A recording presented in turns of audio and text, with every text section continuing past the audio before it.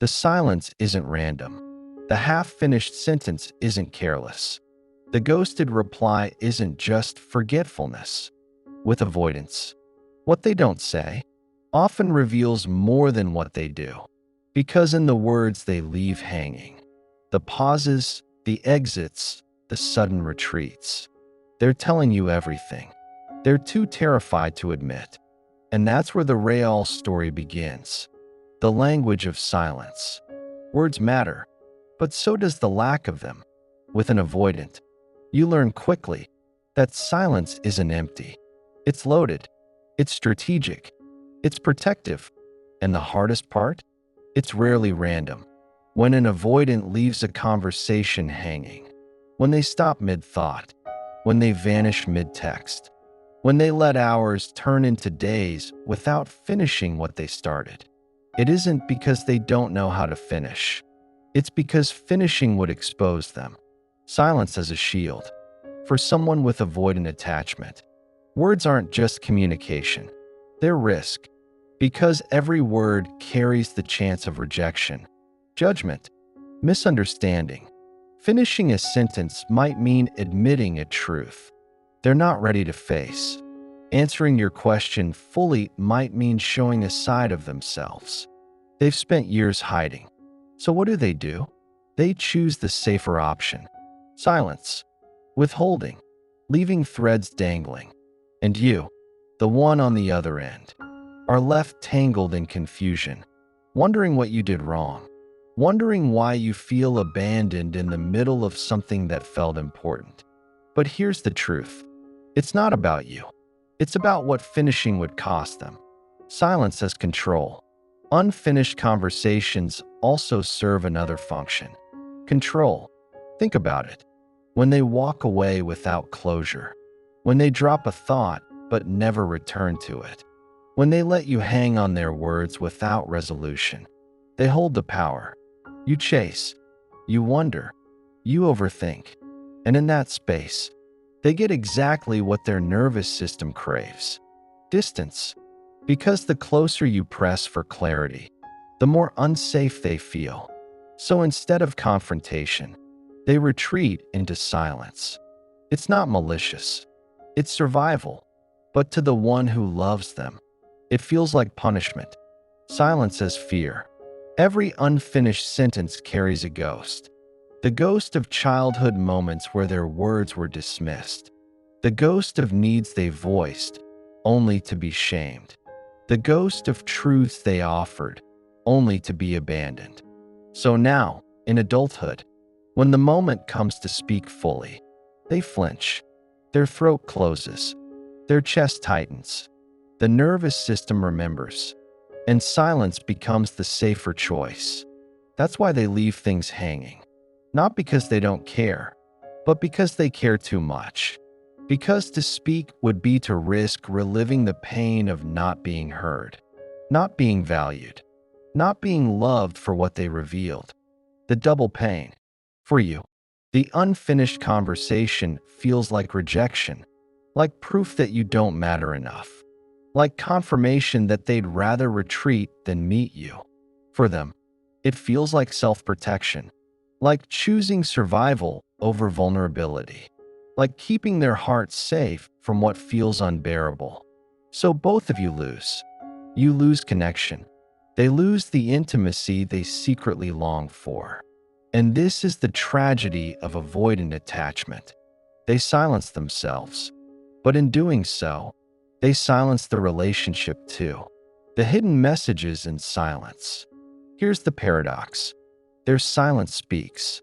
Every word they leave unsaid is still communication. It says, I'm afraid. I don't trust what will happen if I finish this thought. I need space, even though I don't know how to ask for it. I want closeness, but it feels dangerous.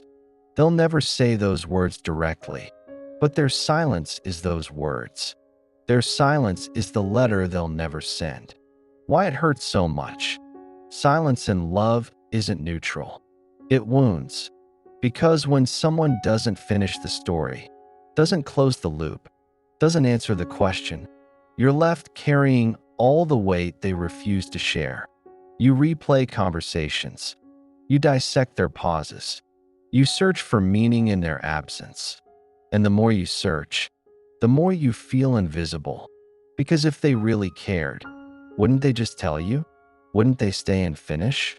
That's the spiral their silence puts you in. The paradox of presence and absence. Here's the cruel twist. When they leave conversations unfinished, it keeps them present in your mind.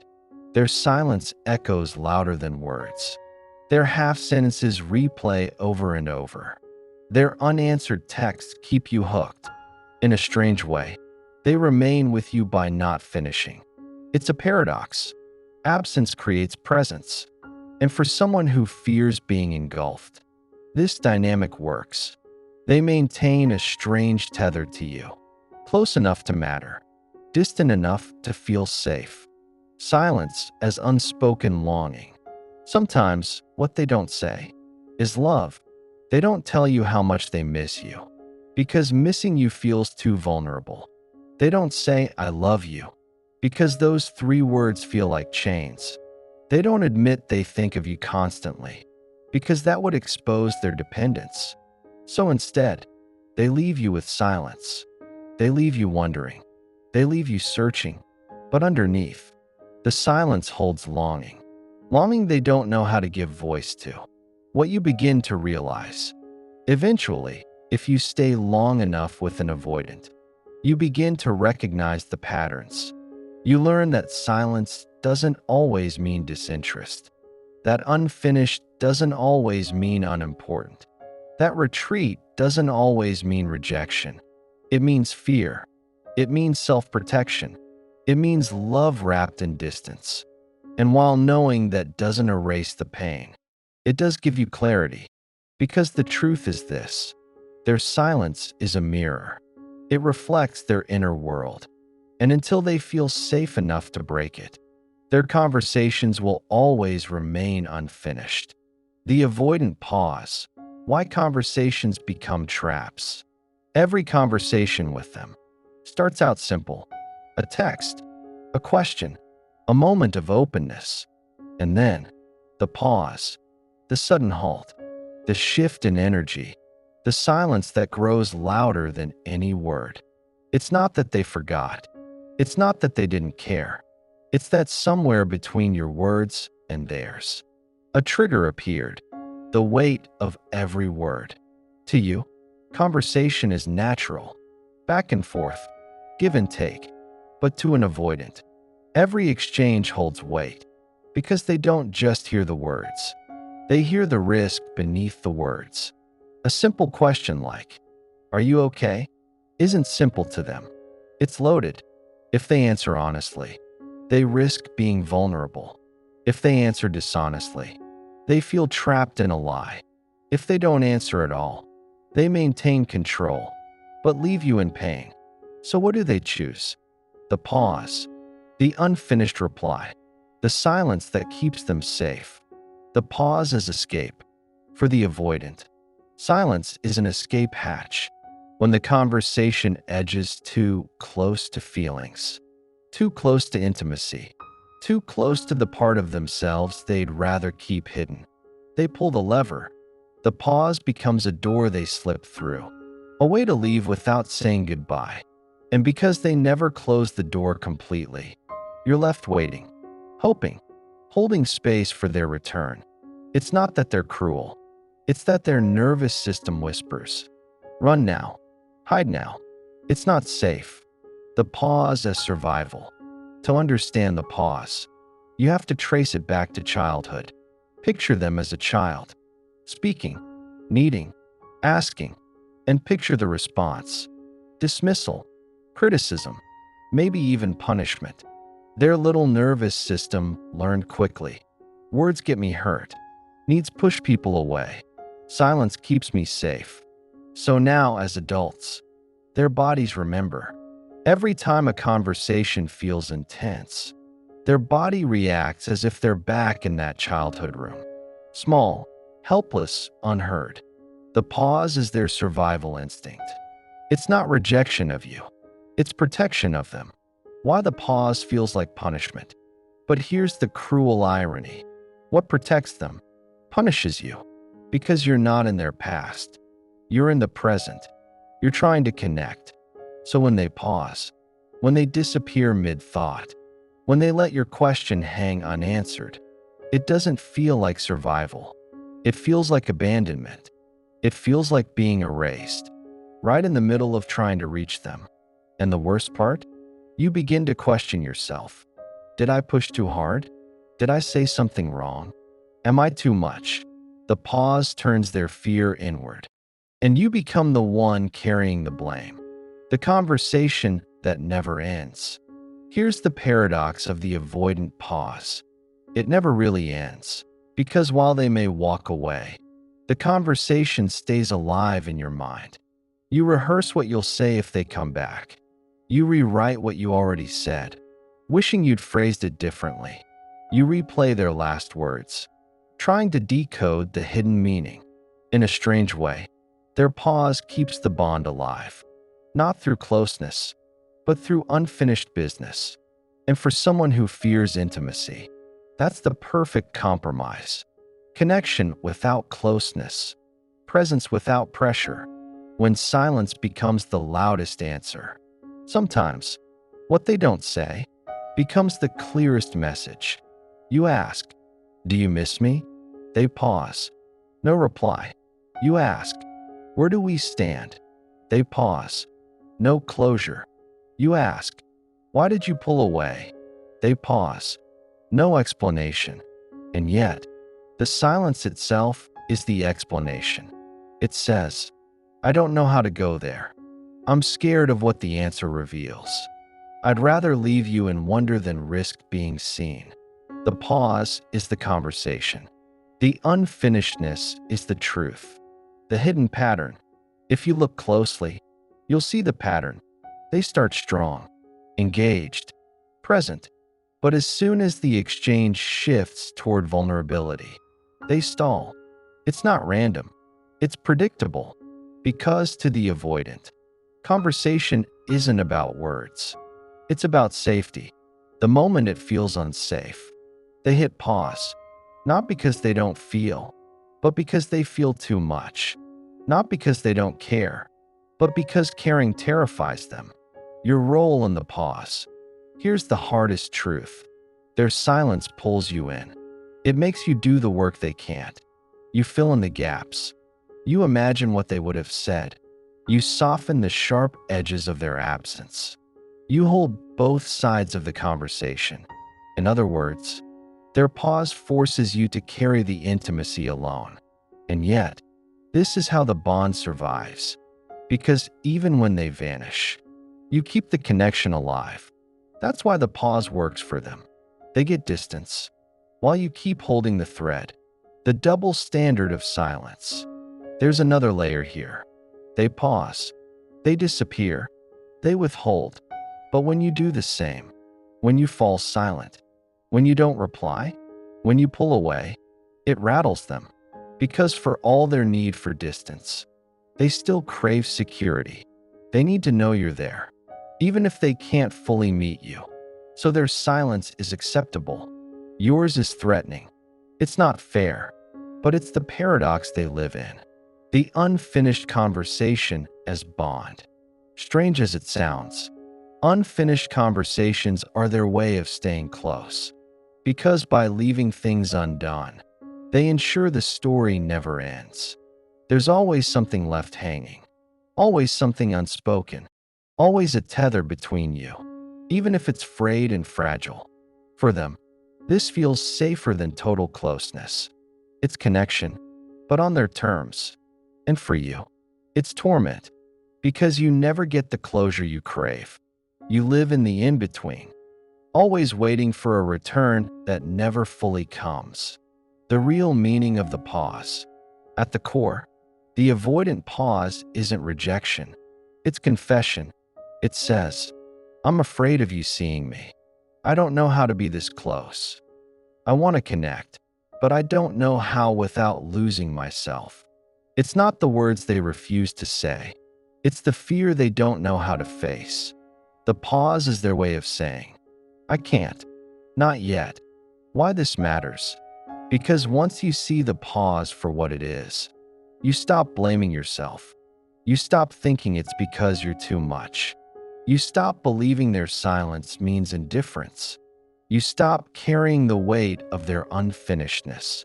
Instead, you recognize it as the scar it is, a scar from a past that taught them silence was survival. And while that doesn't make the pain disappear, it gives you clarity. It frees you from the trap of thinking their silence defines your worth. The ghost of closure, how unfinished conversations haunt both sides. Unfinished conversations don't simply fade away. They linger, they echo, they haunt. And not just for you, for them too. Because what gets left unsaid never really dies. It becomes a ghost, a silent presence that follows both of you around. Closure denied. Closure is the human need to make sense of what happened, to wrap the story in a bow, to say, this is why. But with an avoidant, that bow is always missing. They leave the thread untied, the question unanswered, the feeling unacknowledged. And so, you keep replaying. You think about the message they never replied to, the phone call that ended too soon, the look in their eyes when they pulled away instead of speaking. The lack of closure becomes a wound that doesn't heal. Because how do you grieve something that never had an ending? Their ghosts versus yours. The way you carry the ghost and the way they carry it are different. You carry it forward. You want to fix it, finish it, understand it. They carry it backward. They bury it deep. They shut the door on it. They convince themselves it never mattered. But both are haunted. You're haunted by the lack of answers. They're haunted by the answers they never gave. The weight of unfinished words. Think about how powerful words are. A single apology can soften years of hurt. A single explanation can release weeks of confusion. A single acknowledgement can calm the storm inside. And yet, they withhold those words. Not because they don't feel them, but because saying them feels dangerous. They'd rather leave you guessing than risk being seen. But what they don't realize is, the silence itself becomes louder than any confession. The weight of the unsaid presses on both of you. How the ghost shapes you. Unfinished conversations start to shape you in ways you don't notice. You begin to hesitate before asking questions. You hold back your feelings. You second-guess your worth. You find yourself stuck in limbo, waiting for a reply that may never come. You check your phone, scrolling back through old threads, looking for meaning in half-finished exchanges. You wonder if you imagine the connection. You wonder if you're asking too much. You wonder why silence hurts more than a cruel word ever could. The ghost isn't just in the past. It seeps into the present. It shapes your choices. It alters your trust. How the ghost shapes them. For the avoidant, the ghost looks different. They act like it doesn't matter, like silence is the end of the story. But deep inside, they know it's not. Because every time they pull away, every time they leave a thought hanging, a piece of them stays stuck in that unfinished moment. It doesn't vanish. It becomes another file in the drawer they never open. Until one day, the drawer overflows. That's why they sometimes circle back, months or years later, to conversations they once abandoned. It's not because they suddenly remembered you. It's because the ghost never left them alone. The illusion of moving on. Both of you pretend to move on. They distract themselves. You try to close the wound yourself. But the unfinishedness remains. It sneaks into new relationships. It shadows fresh connections. It whispers in moments of stillness. For them, it becomes an unconscious pull back toward you. For you, it becomes the ache of what could have been. Neither of you is truly free, because neither of you ever got closure. the pull of the unfinished. There's something strangely magnetic about unfinished conversations because the brain hates loose ends. It wants completion, resolution, an answer. So you keep coming back, hoping for the missing piece, hoping they'll finally say what they couldn't before. And sometimes they do, but often the cycle repeats because closure requires courage. And courage is the one thing their fear often won't allow. When silence becomes a story, here's the tricky part. When someone doesn't give you answers, you create them. You write the story yourself. You imagine what they were thinking. You invent motives, reasons, explanations. Their silence becomes a canvas that you fill with your own fears and hopes. And the ghost grows stronger because it's no longer just about what they didn't say. It's about everything you added to it. The dangerous comfort of the ghost. As painful as it is, sometimes the ghost feels easier than the truth would have been. Because if they had spoken honestly, what if the words shattered you? So in a strange way, their silence leaves space for hope, for fantasy, for a version of the story that hurts less than reality. That's why some people cling to the ghost. It's painful, but it's also protective. Why they leave things hanging. So why do they do it? Why leave conversations dangling? Why never finish the sentence? Because for the avoidant, finishing feels final. To say, I don't want this, closes the door completely. To say, I do care, opens the door to intimacy. Both feel terrifying, so they stay in the middle, neither here nor there, neither ending nor beginning. And the unfinished space becomes their safe zone. It's not closure. It's not confession. It's limbo, the ghost in your chest. But here's the real truth. The ghost isn't just about them. It's about what it stirs in you. It awakens your old wounds. The times you weren't answered. The moments you weren't acknowledged. The silences that once shaped your worth. That's why it feels so unbearable. Because their pause doesn't just leave you hanging in the present. It reopens every silence you've ever carried, breaking the haunting. So how do you break free? Not by forcing them to finish the conversation, not by waiting for words they may never say, but by giving yourself closure, even if they never do, by speaking the words they couldn't, by naming the truth they avoided, by deciding for yourself what the unfinishedness means. Because sometimes, closure isn't something they give. It's something you claim, the ghost they fear most. For the avoidant, there is one ghost scarier than all others. Not the ghost of unfinished conversations, but the ghost of the one who finally walks away. Because as much as they hide, as much as they run, they still crave the thread of connection. They still need to know you're there, waiting on the other side of the pause. If you're gone, the silence is no longer safe. It's empty. It's real. That's when their ghosts finally catch them. Unfinished conversations are never really unfinished. They live on, in memory, in silence, in the stories we tell ourselves. For you, they feel like wounds. For them, they feel like protection. But for both of you, they become ghosts that whisper long after the words stopped. And the haunting continues until someone decides to break the silence. With truth, with choice, or with goodbye. The mirror of silence, what their withdrawal reveals about you. When they go silent, it doesn't just reveal who they are. It reveals you, because silence is a mirror. And in that mirror, your deepest fears, your deepest wounds, your deepest desires, all rise to the surface. The mirror effect.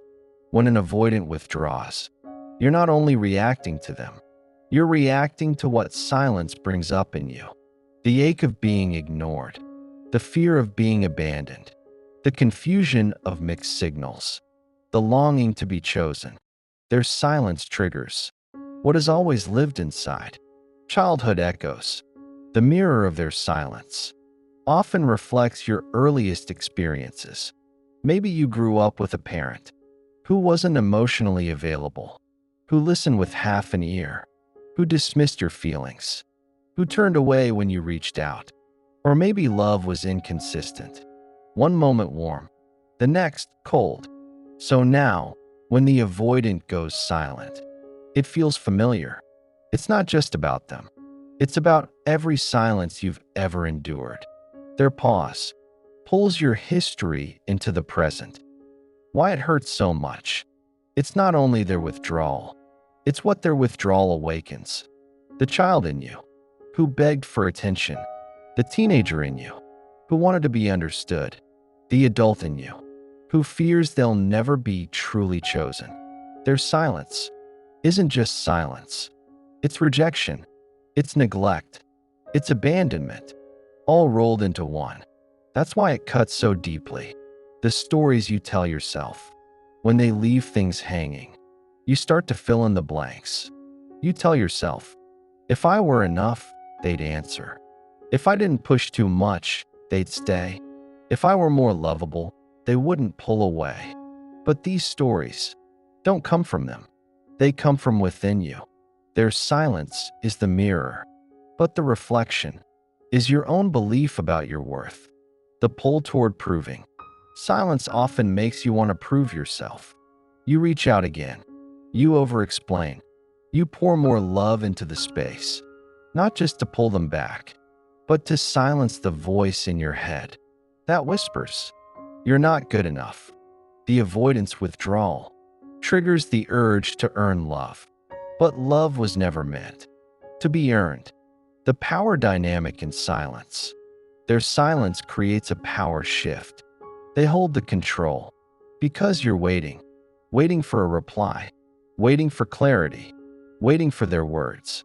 And while you wait, your self-worth feels suspended. But here's the truth. The mirror is showing you where you've given away your power. Their silence only has power because you place your validation in their hands. What their silence doesn't mean. Silence feels like a verdict, but often it isn't. It doesn't always mean you're unworthy. It doesn't always mean they don't care. It doesn't always mean you failed. Sometimes, it simply means they don't know how to engage. They don't know how to stay open. They don't know how to sit in discomfort. Their silence says more about their fear than it does about your worth. The test of self. Silence tests you. Do you chase? Do you collapse? Do you wait endlessly? Or do you choose yourself? The mirror asks, what do you believe you deserve? Do you believe you deserve to be answered? To be acknowledged? To be chosen? Or do you settle for the crumbs of connection that come when they finally resurface? The trap of chasing. When the avoidant withdraws, chasing feels like the only option. But chasing doesn't close the gap. It widens it. Because the more you push forward, the more they pull back. And suddenly, you're not in a relationship. You're in a chase. Their silence reflects the place in you that doesn't want to be left behind. But the chase keeps you stuck. Improving mode. The mirror of patience. Here's the other side. When you resist the urge to chase, their silence becomes a teacher. It teaches you patience. It teaches you presence. It teaches you how to sit with discomfort without trying to fix it. This doesn't mean tolerating neglect. It means noticing the pull to overgive and choosing instead to hold your ground. Because when you stop chasing, you discover something profound. Your worth was never tied to their reply. The silence and self-worth. At its core, the mirror of silence is about worth. Do you believe you are worthy of love, even when unacknowledged? Do you believe you are enough, even when unanswered? Do you believe your voice matters, even when they don't respond? The mirror asks you to stand in your worth, not because they confirmed it, but because you claim it. What their silence teaches you. Every withdrawal is painful, but every withdrawal also has something to reveal. It teaches you where you still crave approval, where you still abandon yourself, where you still equate love with pursuit. Their silence becomes the mirror that shows you the places in you that need healing. It's not fair, it's not easy, but it is revealing. The risk of losing yourself, the danger in their silence, is not only losing them, it's losing yourself, losing your voice, because you're afraid to speak, losing your boundaries, because you're desperate for closeness, losing your joy, because you're consumed with their absence. The mirror of silence is asking you, will you choose them over yourself? When silence reveals strength, but silence can also show you your strength, because every time you sit with it and refuse to shrink, you grow. Every time you stop chasing and turn inward, you reclaim power. Every time you choose your peace over their withdrawal, you step closer to freedom. The mirror doesn't only show wounds, it shows resilience. It shows courage. It shows the part of you that refuses to break. What they see in the mirror. Silence isn't just a mirror for you. It's a mirror for them, too. Your response to their withdrawal shows them what they fear most. If you chase, it confirms their fear of being trapped. If you collapse, it confirms their fear that intimacy destroys. If you stand strong, it confronts their fear that true closeness requires vulnerability. Your reaction to silence reflects something powerful back to them. It's not just you who faces the mirror. They do too. Breaking the cycle. The cycle only breaks when you stop letting their silence define you. When you stop reading silence as rejection. When you stop chasing for validation. When you stop waiting for them to give you worth. The mirror shows you. Your healing comes not from their reply, but from your choice. You can't control if they speak, but you can decide what their silence means to you. Their silence may feel like abandonment, but it's also an invitation to see yourself more clearly, to face your old wounds, to reclaim your worth. Because in the mirror of silence, you don't just see what they lack, you see what you need, what you deserve, what you are ready to claim. And when you claim it, their silence no longer defines you. It reveals you and sets you free. The words left unsaid, transforming silence into self-understanding.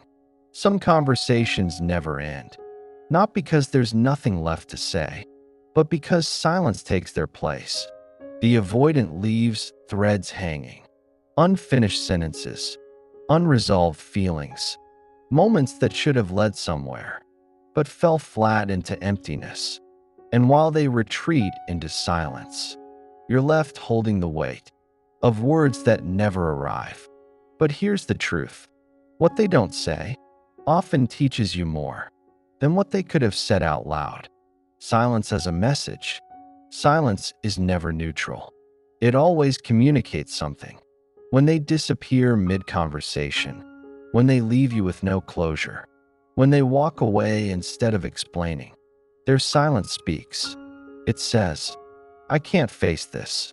I don't feel safe here. I'm overwhelmed. Or sometimes, I don't know how to show up. What they withhold is an absence of communication. It is communication, but it's coded, indirect, painfully unclear. What silence protects? For the avoidant, silence protects. It protects them from feeling too much, from being cornered, from saying something vulnerable. It shields them from conflict they fear losing, from intimacy they don't trust, from emotions they never learned how to name. Their silence is armor, but armor also isolates. So while it keeps them safe, it also keeps them separate. The cost of silence. For you, the cost is heavy. Unanswered questions, lingering self-doubt, sleepless nights replaying what you said, trying to decode what they didn't. Silence places you in limbo, neither moving forward nor fully letting go. It's like standing in the doorway of a house where you're never invited in, but never told to leave. That is the cruelty of unfinished conversations. They hold you hostage in the in-between, the power of naming the unsaid. But here's where the transformation begins. What they won't say, you can name. You can whisper to yourself. They're silent because they're scared. They're avoiding because vulnerability feels unsafe. This isn't about my worth. It's about their fear. Naming the unsaid breaks the trance of confusion, because confusion thrives in silence. But clarity grows when you dare to put words to the things they leave hanging, listening beneath the silence. Not all silence is the same. Sometimes it's avoidance. Sometimes it's fear. Sometimes it's conflict avoidance. Sometimes it's simply lack of capacity. The skill is listening beneath it. Instead of hearing silence as rejection, you can train yourself to ask, what is this silence covering? What is it protecting? What story is it telling without words? This doesn't excuse their withdrawal, but it shifts the focus from waiting for their voice to deepening your own insight. The silence you carry. Here's the deeper layer. Their unfinished conversations. Echo the unfinished conversations in you. The words you never said to your parents. The feelings you swallowed as a child. The moments you wished someone would notice, but no one did. Their silence awakens your silence. And suddenly, it's not just their withdrawal. You're grieving. It's all the times you silenced yourself, believing your needs were too much, your feelings too heavy, your voice unworthy of space, turning silence into a teacher. If you let it, their silence becomes a teacher. It teaches you to hear your own inner voice with more compassion, to honor the words you once buried, to give yourself the closure they can't, to stop waiting for answers from someone who is afraid of their own. Instead of chasing their words, you begin offering your own through journaling, through therapy, through conversations with safe people who don't leave you hanging. Their silence can show you how desperately you need to stop silencing yourself. The choice hidden in silence. There is always a choice. In the face of unfinished conversations, you can keep waiting, hoping one day they'll come back with all the missing words. Or you can accept that some words will never be spoken and still choose to move forward. Choosing yourself doesn't erase the pain of their silence, but it prevents you from being trapped in it forever. Closure without their words. Closure doesn't always come from them. Sometimes closure comes when you stop expecting their voice to be the one that sets you free. You can create closure by writing the letter they'll never send, by finishing the conversation in your own words, by saying to yourself what you always needed to hear. I am worthy of love, even if they couldn't say it. Closure is not their gift to you. It is your gift to yourself. Silence and boundaries. When someone leaves you hanging repeatedly, their silence becomes information. It tells you how much emotional availability they can offer. And from that truth, you build boundaries. Boundaries that say, I deserve communication. I deserve respect. I will not remain in relationships where silence replaces honesty. Boundaries turn silence from an endless wound into a clear signal. This is not enough for me. The mirror of self-understanding. At the heart of it all, their unfinished conversations lead you back to yourself. They show you where you overgive, where you chase what's unavailable, where you long for words from someone who cannot provide them. But they also show you your strength, your resilience, your ability to turn pain into self-knowledge. Because every silence that once broke you can also rebuild you if you let it lead you inward. The freedom of acceptance. Freedom comes when you stop demanding from them what they cannot give. When you stop begging silence to turn into words, when you stop holding onto threads that will always remain unfinished. Acceptance doesn't mean you're okay with it. It means you no longer wait for it. You no longer tie your peace to their ability to answer. You no longer hold your breath for closure that never comes. You exhale and you walk forward. The avoidant leaves conversations unfinished, but your healing does not have to remain unfinished too. You can take their silence and turn it into clarity. You can take their avoidance and turn it into boundaries. You can take their absence and turn it into self-presence. Their silence says more than words, but your response writes the ending. And when you write it yourself, you reclaim your power.